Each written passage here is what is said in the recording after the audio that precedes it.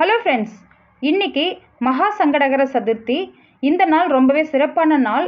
சதுர்த்தியிலே ரொம்ப முக்கியமான சதுர்த்தி மகா சங்கடகர சதுர்த்தி தான்.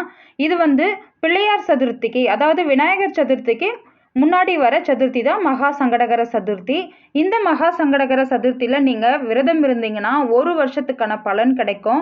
அதுவும் இல்லாமல் இந்த மகா சங்கடகர சதுர்த்திக்கு நைட்டு, அதாவது 6 மணிக்கு மேலே நீங்கள் ஒரு பொழுது இருந்தீங்கன்னா, அதாவது விரதம் இருந்தீங்கன்னா, நீங்கள் வாழ்க்கையில் எதிர்பார்க்காத அதிசயங்கள் கண்டிப்பாக நடக்கும்.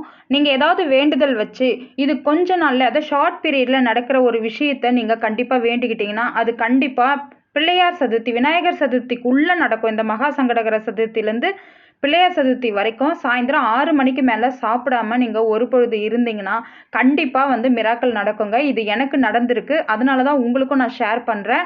இது நான் டிவியில் யதார்த்த ஜோதிடர் சொல்லி தான் நான் கேள்விப்பட்டேன். அவர் சொன்னதை நான் ஏற்கனவே ஒரு விஷயத்தை பண்ணேன், எனக்கு நடந்தது. அதனால் இதையும் நான் நம்பினேன், நான் செஞ்சேன். எனக்கு 100% நடந்தது. உங்களுக்கும் நான் சொல்கிறேன், ஷுவராக 100% நடக்கும். நீங்களும் இந்த மகா சங்கடகர சதுர்த்தியை பயன்படுத்தி நீங்களும் உங்கள் வேண்டுதலை வைங்க, கண்டிப்பாக நடக்கும்.